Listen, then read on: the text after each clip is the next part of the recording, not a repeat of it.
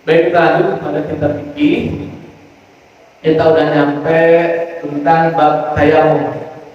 Kita baca dulu. Bismillahirrahmanirrahim. Faslun asbabut tayamumi salah satu. Sebab-sebab dibolehkannya tayamum itu ada 3. Kalau di dalam kitab yang lain ada 2 biasanya. Tapi di dalam kitab Safinatun Najah ini ada 3. Sebab-sebab orang diperbolehkannya bertayamum. Yang pertama adalah faqdul ma'i. Yang pertama yang diperbolehkan orang bertayamum, faqdul ma'i, tidak ada air atau airnya habis. Tidak ada air atau airnya habis. Nah, ini ada dua penjelasan. Tidak ada air secara kasat mata. Beneran tidak ada air. Kita nggak nyentuh air, nggak lihat air, bener-bener nggak ada. Ada yang satu lagi, air ada, tapi menurut agama, menurut syara nggak ada. Oke, kita ulang lagi. Yang pertama ada air. Yang pertama tidak ada air. Kita tidak bisa memegang air. Artinya memang airnya habis, nggak ada. Dan kita lihat pun itu air nggak ada. Maka dia boleh bertayamum. Yang kedua, air ada, tapi menurut agama tidak ada. Ini yang kedua gimana coba? Yang pertama emang sudah jelas, kalau tidak ada air sama sekali, maka dia ketika mau sholat ibadah, maka bertayamum. Tapi harus ada usaha dulu untuk mencari. Misalkan di sini nggak ada air nih, nggak mau nyari, jangan, harus dicari dulu syaratnya. Ukurannya kalau kata ulama kurang lebihnya 300 meter. Kurang lebihnya itu 300 meter kita mencari tempat air. Kalau seandainya yakin tidak ada air, maka boleh bertayamum. Tapi kalau udah yakin duluan nggak ada air, itu maksud tayamum nggak bisa. Nggak sah tayamumnya. Jadi harus mencari dulu tempat-tempat air, atau di warga mana, di RT mana, kita cari dulu.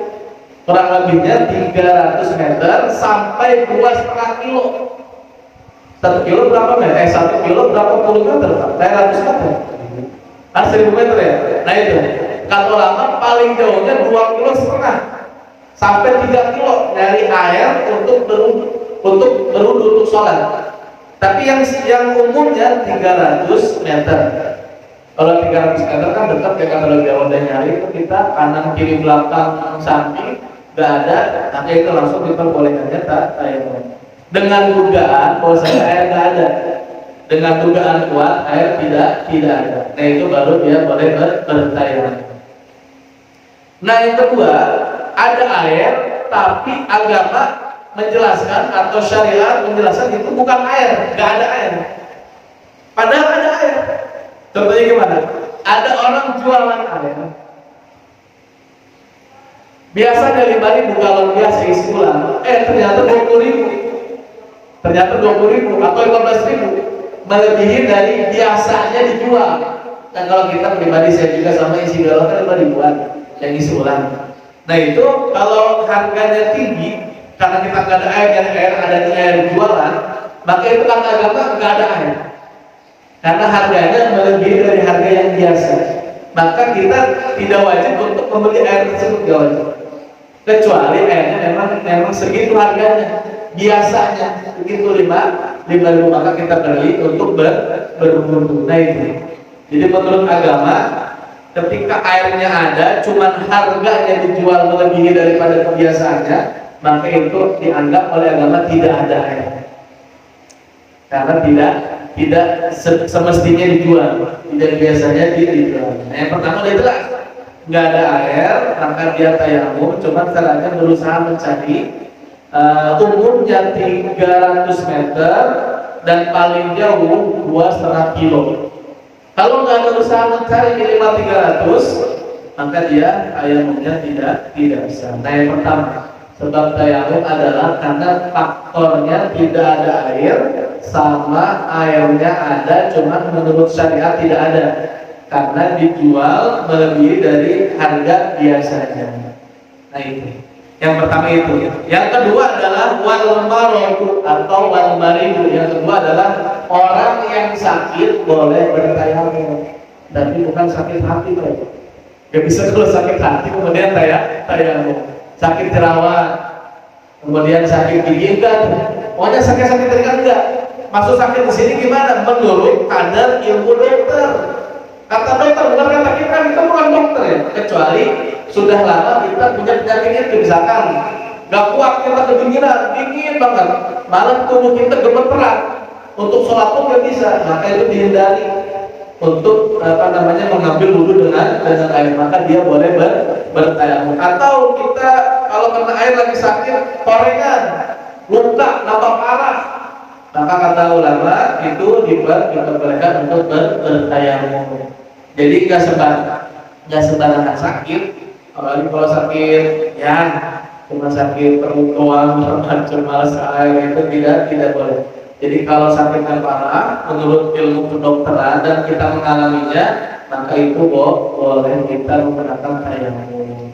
Tapi kalau sakitnya biasa, maka jangan dulu belum sholat.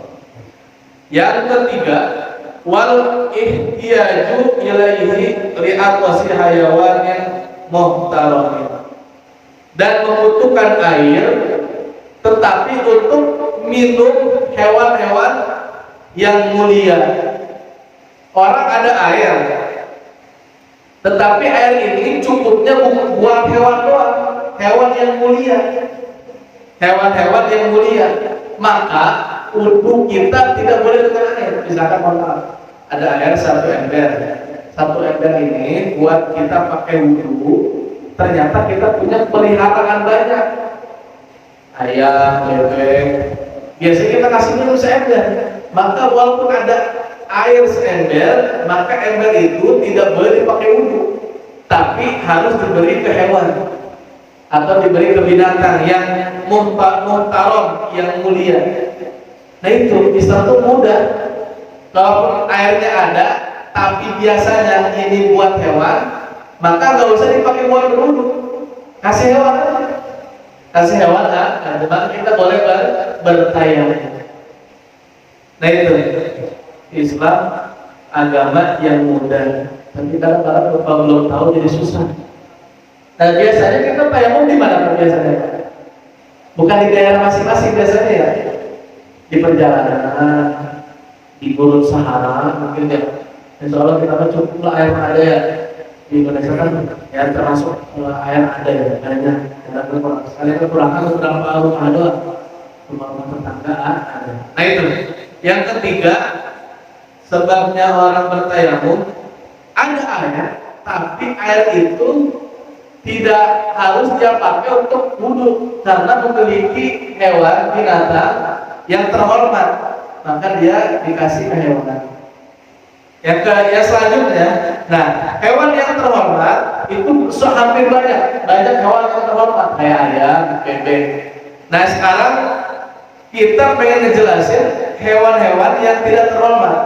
Goiru muhtaramin sitatun, ada 6 hewan yang tidak terhormat. Ada 6 hewan yang tidak terhormat. Yang pertama ada tarikus sholat. Yang pertama adalah orang yang meninggalkan sholat. Kok di dalam kitab ini disebut hewan, tapi ada tarikus sholat, orang meninggalkan sholat. Emang manusia disebut hewan? Kira-kira pas gak manusia disebut hewan? Sebetulnya iya, manusia itu hewan yang berakal. Kalau seandainya manusia tidak dikasih akal, ya sama aja dengan hewan lain, dengan hewan-hewan yang lain. Karena hewan itu gak dikasih akal. Mohon maaf, kucing kawin di mana saja, apapun itu hewannya kawin di mana saja. Tapi sehewan-hewannya hewan, dia tahu mana pasangannya, dia tahu mana perempuan dan mana laki-laki. Tetapi kalau si manusianya yang bejat, sama laki-laki juga dia suka mau dibilangnya dari perempuan sama perempuan, lesbi atau gay. Nah itu kurang ajar juga manusia ya. Makanya di sini disebutkan hewan yang tidak dimuliakan, salah satunya adalah tarikus sholat, orang yang meninggalkan sholat. Nah, Kalau ada orang yang meninggalkan sholat dengan sengaja, betul-betul, kemudian di sini ada air buat kayak ada air buat wudu, kemudian kita kasihan dia kehausan, tapi kita tahu dia nggak pernah sholat, maka biarin aja, nggak usah ditolong, karena ada air buat kita wudu.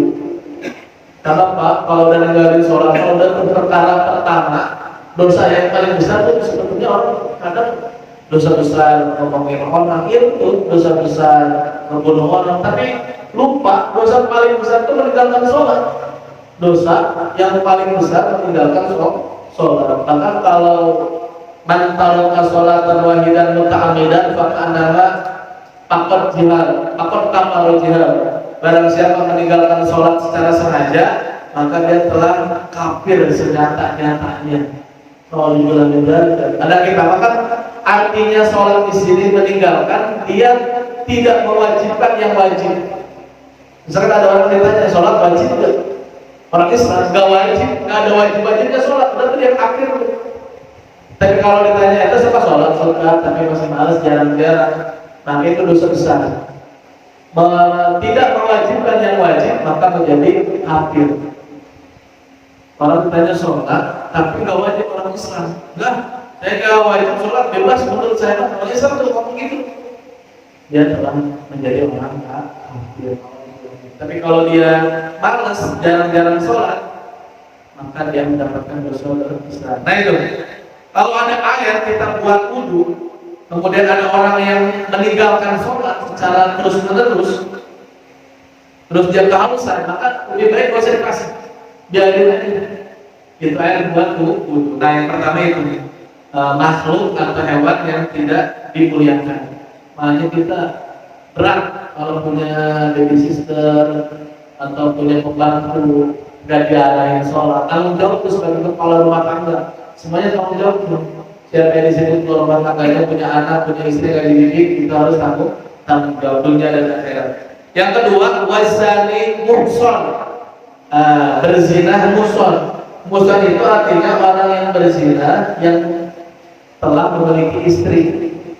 Misal maaf, ada seseorang berzina karena sudah menikah tapi mau berzina lagi. Maka misalkan kalau ada air, kita tahu dia suka begitu perilakunya, maka biarin nggak usah dikasih air tuh. Biarin nggak usah dikasih air, nanti nggak mati.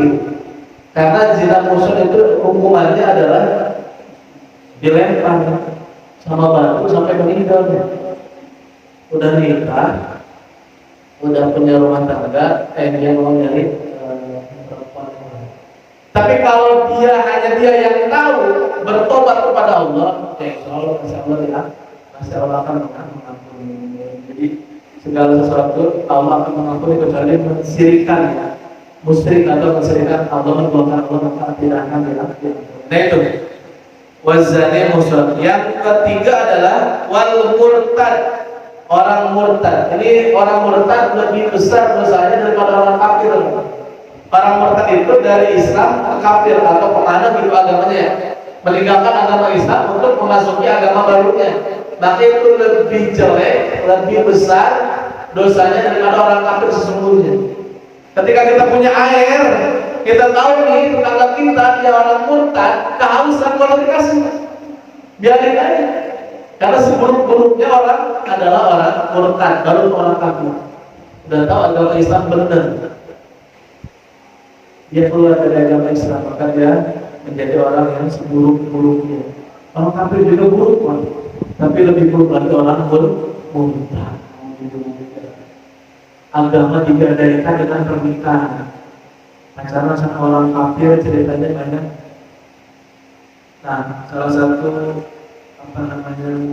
banyak cerita-cerita orang kafir masuk Islam. Ada yang tulus, dalam kafir masuk Islam karena ceweknya atau karena pasangannya, lama-lama dia masuk agamanya lagi dan membawa orang Islam ke agamanya. Nah, hati-hati kalau teman kita udah suka sama lain agama, takut ke Allah, berteman silahkan, bermain silahkan, tapi kalau ada masalah cinta, kadang semuanya diterobos.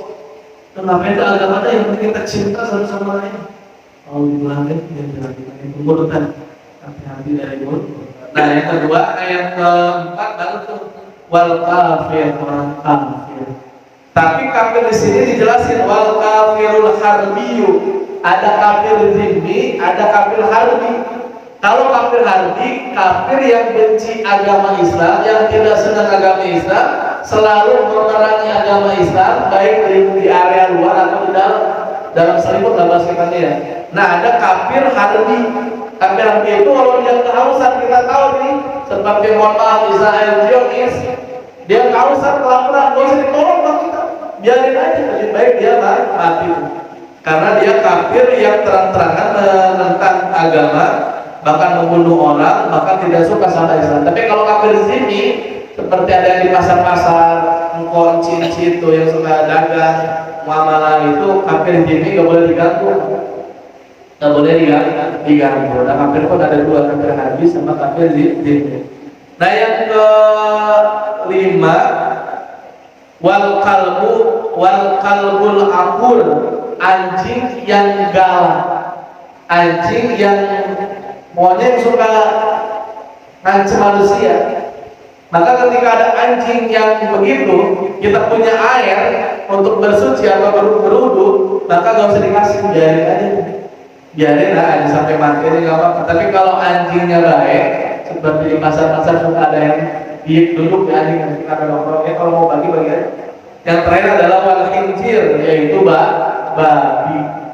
Kita ini punya air sedikit buat kita doang wudu, ternyata ada babi kehausan. Kasihan kita rasa-rasanya, kata ulama biarin aja. Karena dia hewan yang tidak terhormat. Kecuali ada ayam, ada itik, kemudian ada bebek, ada kerbau, maka kita muliakan. Jadi agama enaknya begitu Pak. Misalkan kita punya air seember, ternyata air seember ini kita gak ada lagi satu-satunya ember. Anak kita buat minum, istri kita buat minum, buat masak nasi, mau sholat juhur misalnya, ada air sedikit-sedikitnya, maka gak usah dipakai tuh air. Gak usah dipakai, maksudnya gak usah dipakai wudhu, tapi buat masak, buat minum. Karena menjaga kehidupan manusia itu lebih diutamakan daripada bersuci. Nah itu Pak, modalnya Islam itu begitu.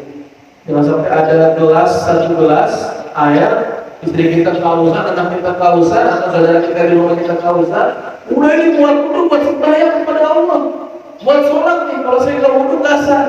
Karena ada bab tayamum sekarang, bab tayamum. Maka air yang tadi dikasih ke saudara-saudaranya. Nah itu Allah mempermudah kita untuk senantiasa mengerti tentang bab tayamum.